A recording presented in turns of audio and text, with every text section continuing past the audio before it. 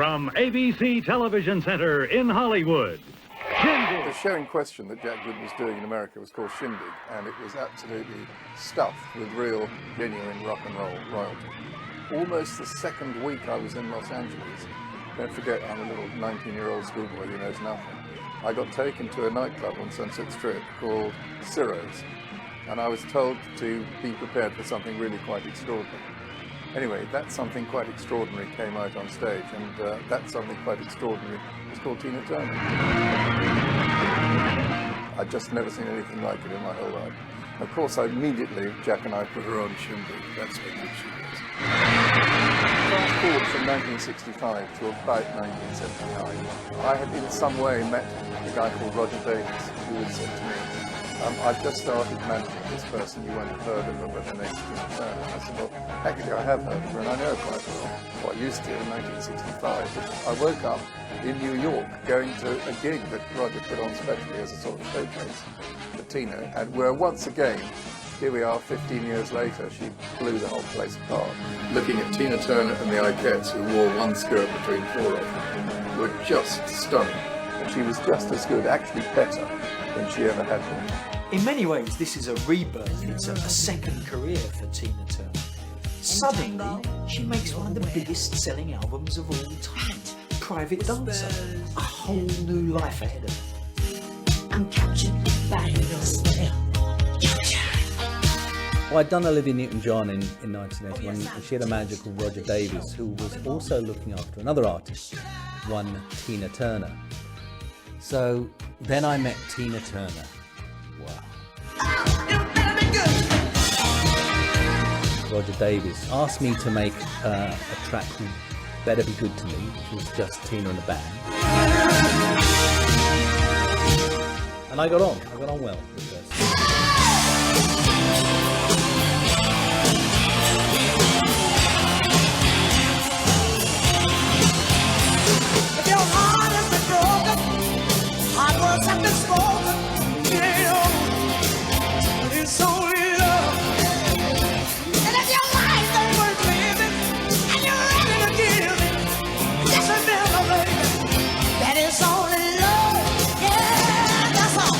In many respects, what you've got with Tina Turner is the great live performance, maybe one of the greatest.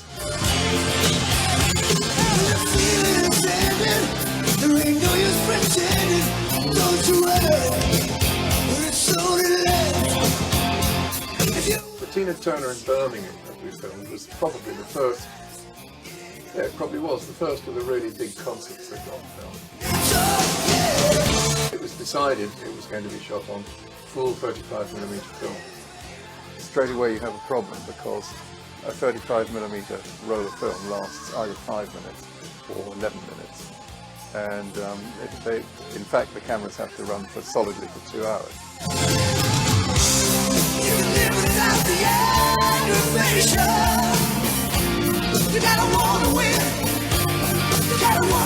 A few of the cameras have to start off a minute early, so that all the cameras run out at different times. Otherwise, you find that you suddenly had a chunk of a minute with no coverage at all.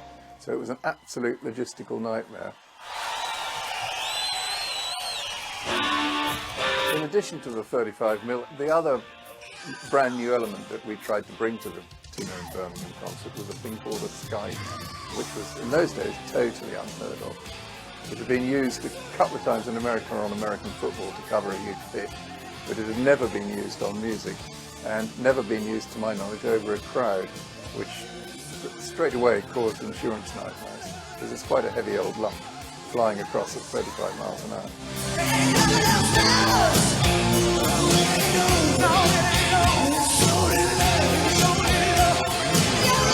The thing about the Skycam was it would run from the back of an arena to the very front of the arena at 35 miles an hour seamlessly, all on one shot, which nobody had ever seen at the time, and in fact a lot of people ended up scratching their heads when they viewed the concert, wondering how on earth it was done.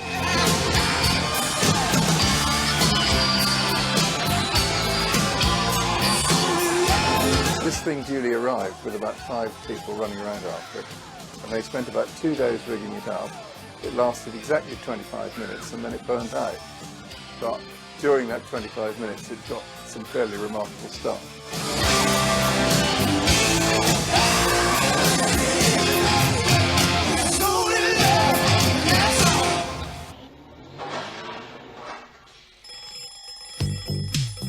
With her growing reputation as a worldwide superstar, Tina embarked on her next project and an idea to combine her great talent as a live performer with her natural ability as a video artist. A year or so after the Birmingham concert, we decided to do Tina something called Break Every Rule, which was a nightclub performance, plus various inserts and interesting bits and pieces, including a rather ambitious opening, which was basically Paris as Tina wakes up and walks through the street, ends up in a club. And that was quite a big thing, using something which was fairly new in those days called a Steadicam. They're very common now, but they weren't then. I stand and watch the lights go down. In the afterglow, dreams are. The idea was that right at the end, she went down some steps and the camera went down with her through the thickness of the floor and into a huge nightclub. Well, the problem was that owing to a misunderstanding, the set hadn't been built up in the air, so the camera couldn't go down. That misunderstanding was fixed by the producer having a hole dug in the studio floor, and the camera went down into that hole. That was all fine, except the studio was by the Thames, and when they dug the hole, it hit the water table. So there was a slight problem with the flood. So as soon as we'd done it, there they are with loads of concrete trying to plug the gap before the entire spring tide comes up and floods the area. Miss you. Tina Turner! I want to go back to how it was when I got started. I used to be a sweet little rock and roll singer, chasing after fortune and fame. I said, you're so stupid, you're so pale, me I'm in the music game. Well, I guess I've been a long time working in the background. Oh, trying to make something. Oh, when you know we never work out.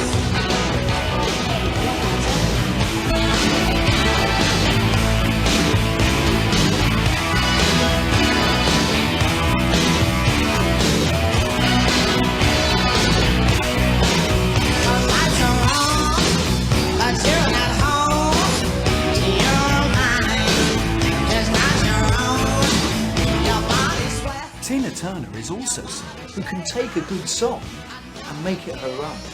She does it time and time again. She does cover versions which often surpass the original.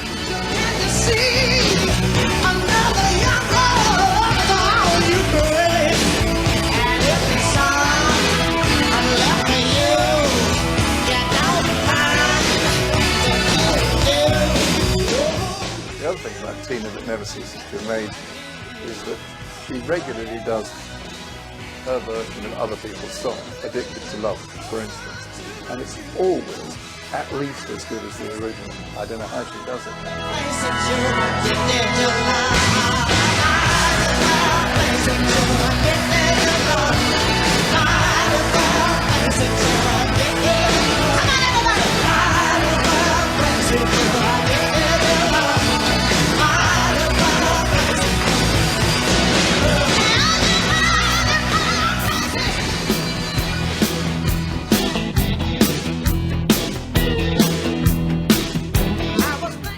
That was Tina performing, but not with a band. She did a lot of kind of band, Tina performing with a band stuff with David Mallet.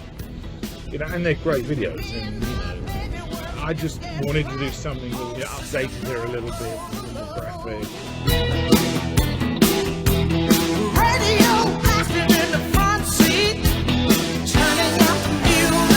But one of the things I always liked about Tina was she doesn't just dance; she moves around the stage. So I was trying to think of a way of how we can combine it all together because her legs are so amazing. So I kind of created this kind of runway.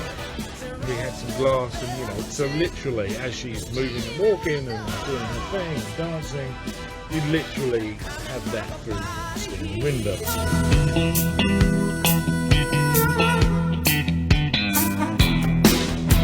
Before the video, Tina had decided that, because I wanted to make this all about her dancing, that she wanted to get top choreographer in and do some new kind of dancing. At the time, you know, one of the hottest choreographers, you know, on the kind of music video scene at that time was Bruno Tognoli.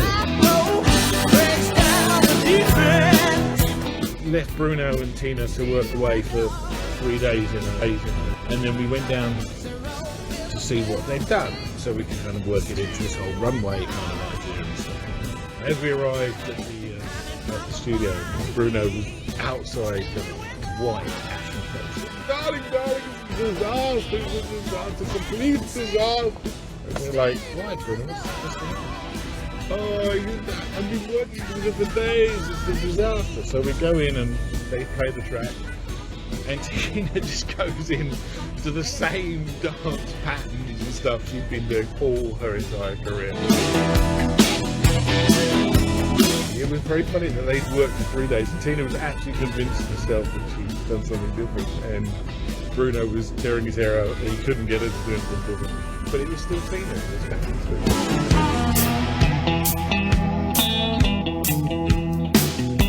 Because of schedule, we had to shoot over a weekend, and I think our props department were a little ill-prepared, or hadn't really kind of figured it out. Every time we let off these CO2 blasts in front of the glass, it kind of left a kind of residue of dust and stuff on there. And the more you try to get it off, the more the manky it became.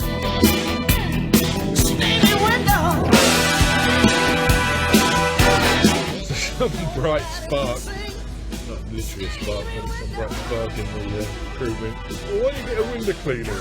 So someone looked in the yellow pages. We were desperate this time because we were losing it every time we did a take. It was taking longer and longer to clean up. And then this local window cleaner came down and oh well, let's did his thing, and he did it in seconds. Perfect.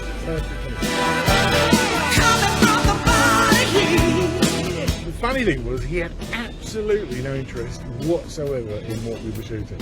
So he'd, you know, sit there reading his newspaper, do a couple of takes and go, Jim, or whatever his name was, Jim McCown, and he'd clean all the windows off.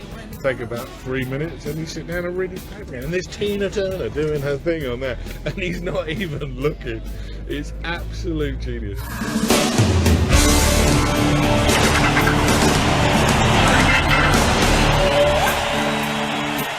The next thing of real note by Tina was a full stadium appearance when she completely ripped Wembley Stadium apart. And we roll, I think there must have been 80,000 people there. And that was one of the most spectacular stadium acts I've ever seen.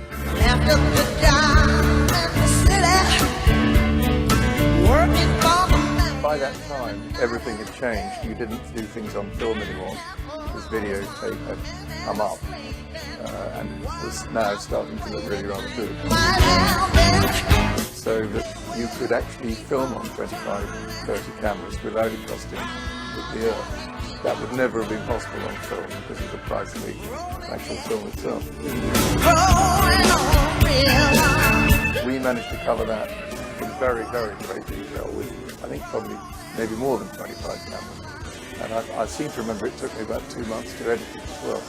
But the result was fairly amazing.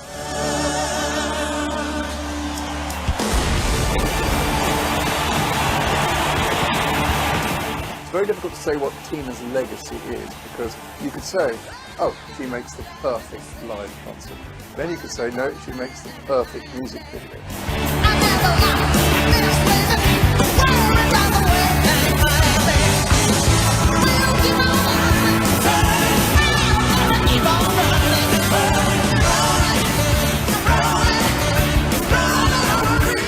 What you've got with Tina Turner is the great live performer, maybe one of the greatest ever live performers. Even later on in her career, when she's not a young woman, she can shimmy and shake and rock and roll like nobody else. She's a phenomenon.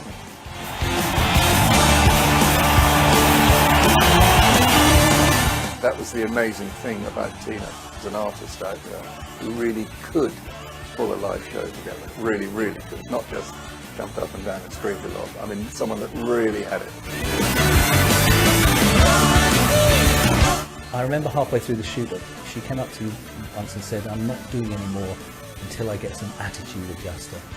I rushed over to her manager and said, "Tina's not going to do any more, she wants some attitude adjuster." And he went, "Oh, I know what you meant." So we went outside and he came back with 2 bottles of champagne, which is Tina's attitude adjusting booth.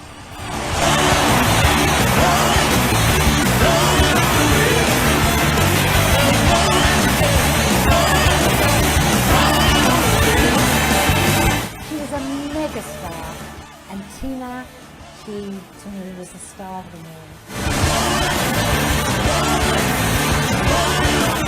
She is truly extraordinary. Really, in the whole history of rock and roll since it began in 1954, there hasn't been anybody like her.